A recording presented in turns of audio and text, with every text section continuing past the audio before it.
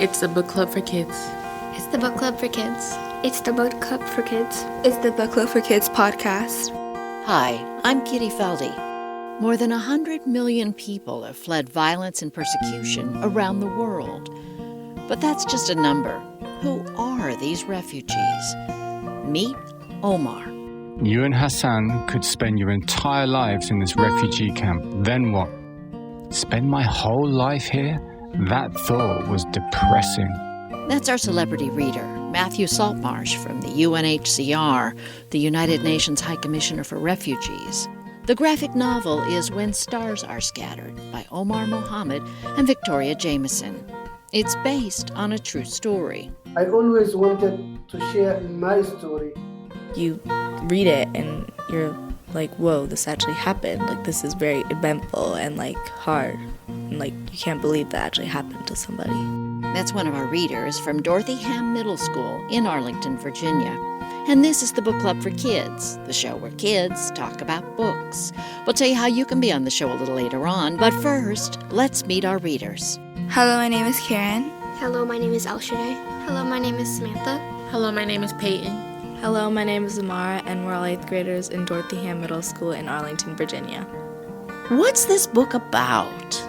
It's a book about a kid named Omar and his brother Hassan, and they are in a refugee camp in Dadaab. It's a camp in Kenya, and they're struggling because his brother has needs and he doesn't have the opportunity to go to school.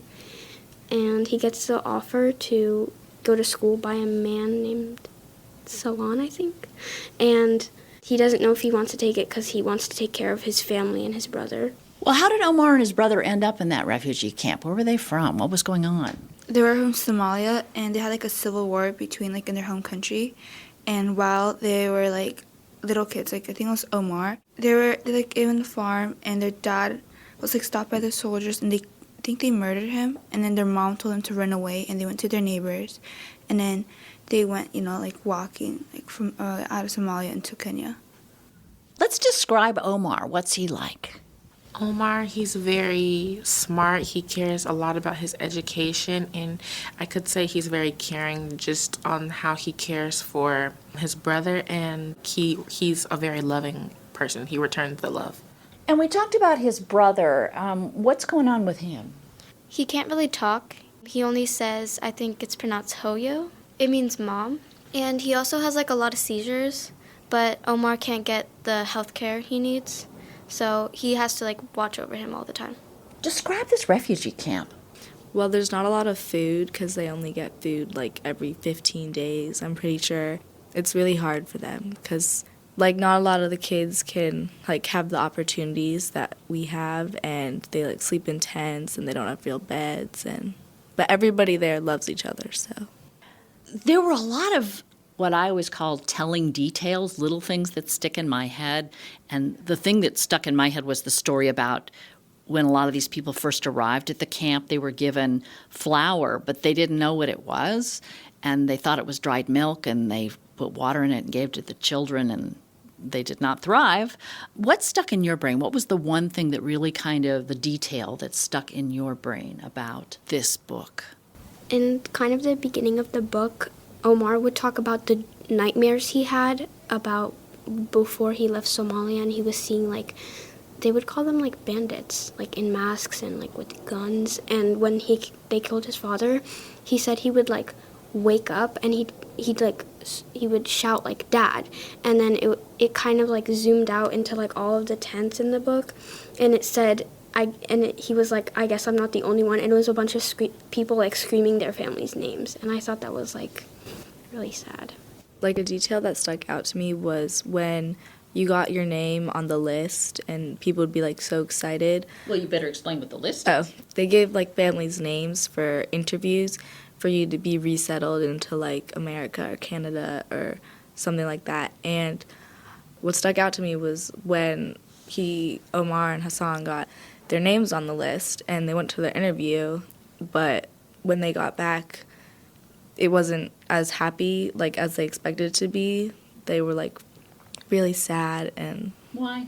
Because they had to relive, like, something what happened to them back in Somalia. And In the interview. in the interview, like, had to tell it to them, and it was really hard for them. And then they had to wait years to get, like, back on the list.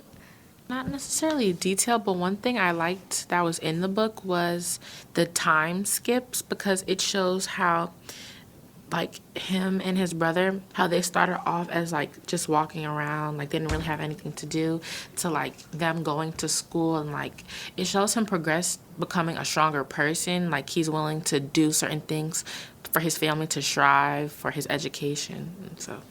Well, talk to me about that, because that was one of the notes I had made as well.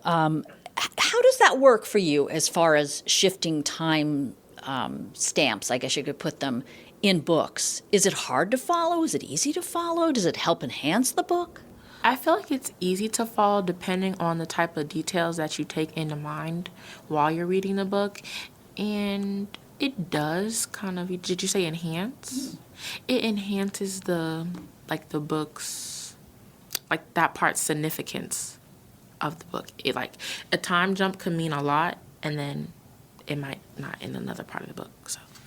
Let's hear a bit from the book, where Omar insists that he does not want to go to school in the refugee camp. Our celebrity reader is Matthew Saltmarsh, from the Office of the United Nations High Commissioner for Refugees. You and Hassan could spend your entire lives in this refugee camp. Then what? Spend my whole life here? That thought was depressing. Omar, only God knows what will happen in the future. But if you get an education, you'll be prepared. You could get a job. You could start a school like I did. You could provide for yourself and your family. You have a gift, Omar. You're smart. And when God gives you a gift, it's your job to use it. But I can't. I can't go to school. I just can't. I've never gone to school before. If I start now, they'll put me in a class with the babies. Ha ha ha ha. It wasn't funny. I didn't see why he was laughing. Omar, you live in a refugee camp. You barely have enough food to survive. And you're worried about being in the same class with 7-year-old? Tell you what, I know the principal of the elementary school. How about I ask him if you can be placed in the 5th grade with kids your own age? Then we can all talk again. Why was he still laughing? This guy needed to get out more. I didn't know how to feel. I thought about this. Everyone in A2 knows Hassan. Maybe he would be fine with Fatima. Then again, I knew what could happen to families when they left one another.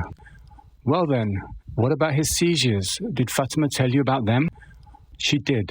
She also said it's been over a year since he's had one, and she knows how to handle them. Okay, well, what do I need to go to school for anyway? Soon we'll be back in Somalia, and I'll be a farmer like my dad. Farmers need to know how to read and count. Besides, the civil war has been raging for years now, and fighting is getting worse. New refugees arrive here every week. I'm sorry, but right now there is no Somalia to return to. So what's your plan B?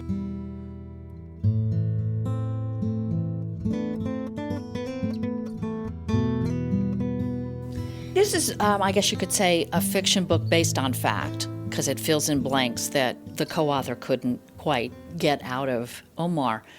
How powerful is that, reading books that are based on actual things that happened? I think it makes you more considerate of other people and, like, grateful. You just, like, you read it and you're like, whoa, this actually happened. Like, this is very eventful and, like, hard. And, like, you can't believe that actually happened to somebody. Did you picture yourself in that camp when you were reading this book? I didn't really have many connections, but that made it, like, a little more special to me because I learned something new. It's like what we learned in English, like window and mirror books. Like a window would be like a new thing you see in the world. It's like a new perspective, but a mirror is like how you see yourself in the book. So I thought it was like extra special to see something new. Did it make you want to do something? I think I did want to do something about it, but I was also kind of happy. At the end of the book, it showed how the author actually went back to Kenya and was helping the people there. Most of this book is about waiting. How patient would you be if you were in that same situation? I would not be that patient. I would probably be, like, pacing back and forth, like, all the time, or just finding something to, like, do.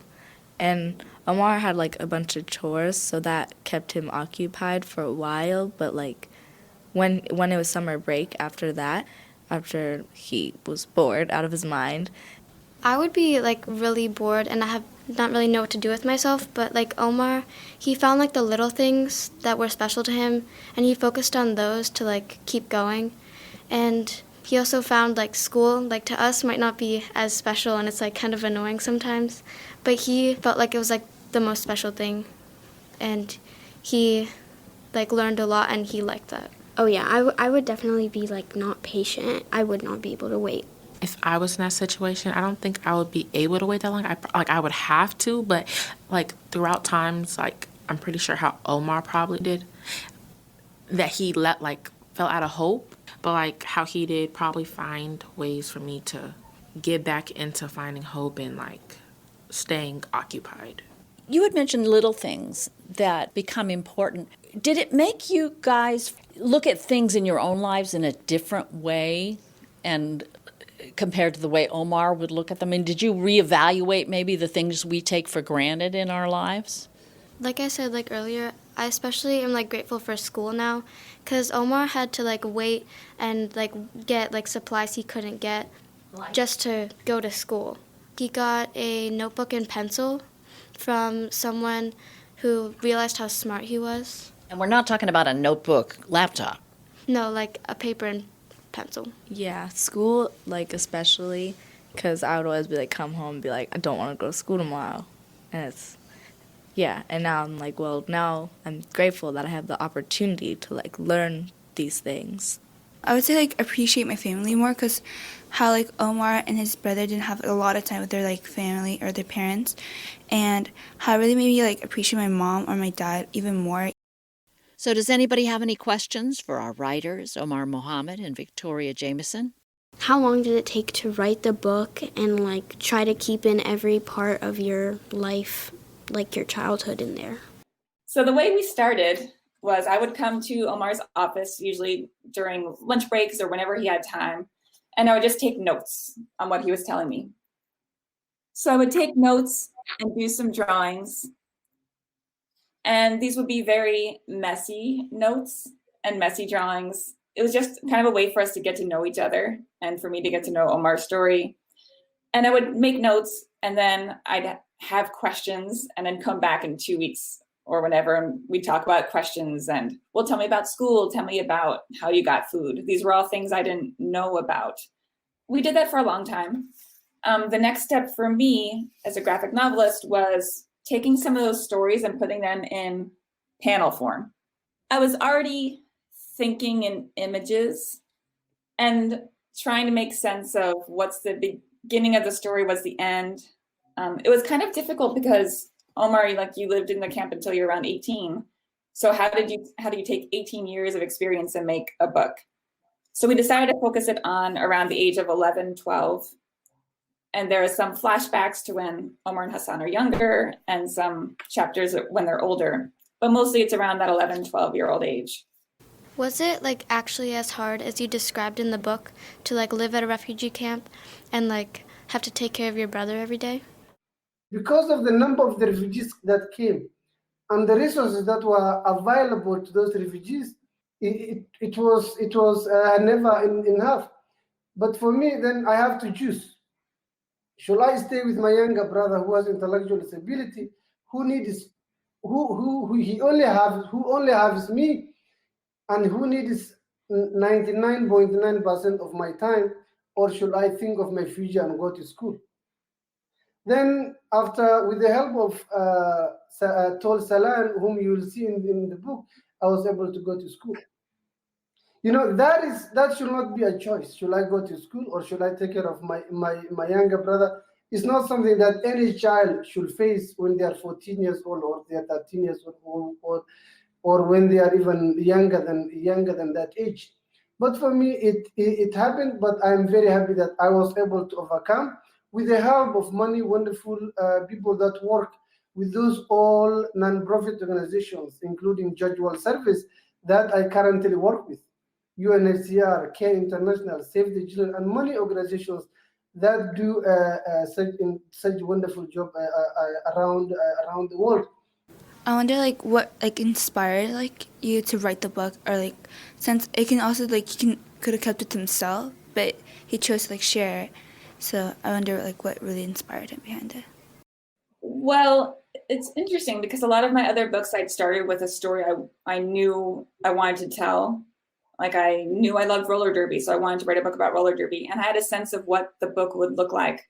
But with this book, I had no idea because it wasn't a story I could tell. I didn't have this story.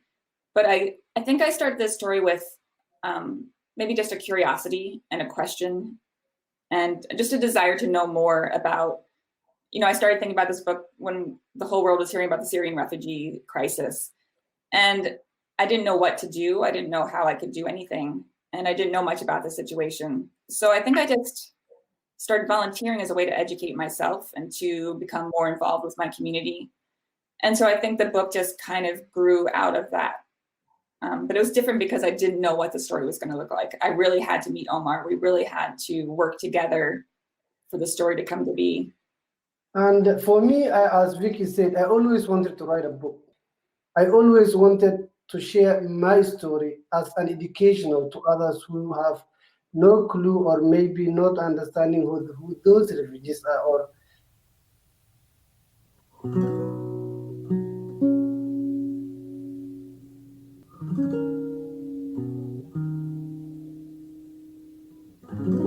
The hardest question we ever ask is, what's your favorite book and why?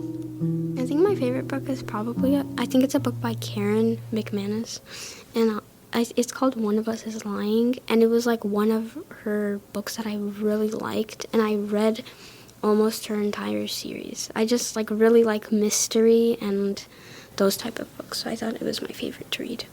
When I read books, I kind of like a book that is very like, there's cliffhangers, and then like it kind of keeps you on the edge of your seat, like you don't want to close the book. So I always look for books that are very like thrilling, and it keeps you like reading. My favorite book was A Tale of Magic by Chris Colfer. I loved it because it was about this girl who lived in like regular everyday world, and yet she found like a fantasy, and it was just really exciting to me because you never know what was happening next. Like she'd be in a castle, or the next she'd be like in a life-threatening moment. So I just really liked the series. So my favorite book would be Tokyo Ever After. I really like this book because it's like about this one girl. So like she lived in like the United States, and then she found out her dad was like the king of like Japan, I think. And how when she went over there, she saw like she wasn't like too Japanese, or like she didn't really fit in, but then over here she wouldn't like be like too American. So I can relate to that because sometimes I wouldn't feel like too American. My favorite book has to be This Promise of Change. It's by Joanne Allen Boyce. The author's actually Cameron Boyce's grandmother, but I would have to say I like this book because I really enjoy biography books. And it's a true story about how her and 11 other students in Clinton, how they were the first 12 Black students to integrate a school in their state. And so I like that book because it makes me think about the world now and how like I could be in that situation that she was in. Still to this day, like if I wouldn't be able to go to school with certain like her or maybe even her. So Well, and that's kind of interesting you picked that book, since tell me about your middle school. Oh, so our middle school, Dorothy Hamm Middle School, it was the first school in Virginia to be integrated. So it's kind of similar to our actual school, the history of our school. So Would you have been brave enough to be one of those first 4 at this school? for the type of things that I like to do research in and the things I stand for, I think I would.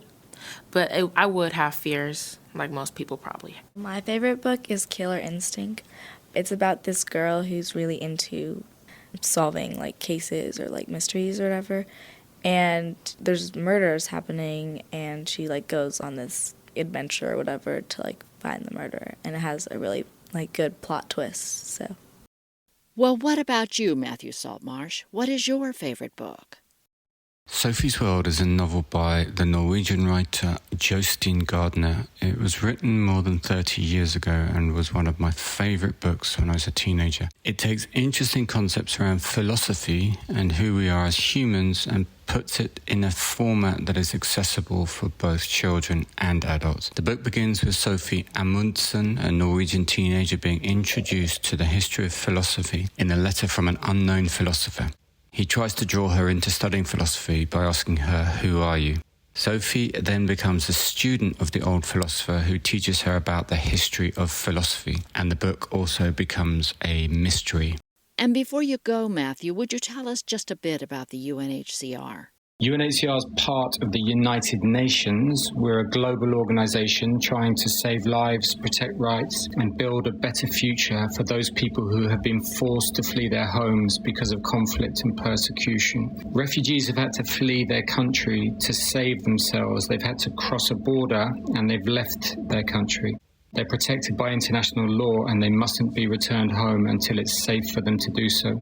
We also work with people who have had to flee their homes but remain inside their own country, as well as stateless people. That's people who have no nationality, no identity papers, things like a passport. While these people are uprooted, we provide emergency assistance with other UN agencies, organisations and countries. We also arrange transport and assistance for people who are able to return home and support the resettlement of refugees, which is helping them to restart their lives in a new country. All of this, of course, is only possible with the support and help of those countries that host the refugees and also donors, those countries or individuals that give us money. I'm recording this from our headquarters in Geneva, which is in Switzerland, but we have offices in 137 countries around the world, and almost 20,000 people work for us. Unfortunately, many parts of the world are experiencing war and turmoil at the moment, and that's why this work is so important.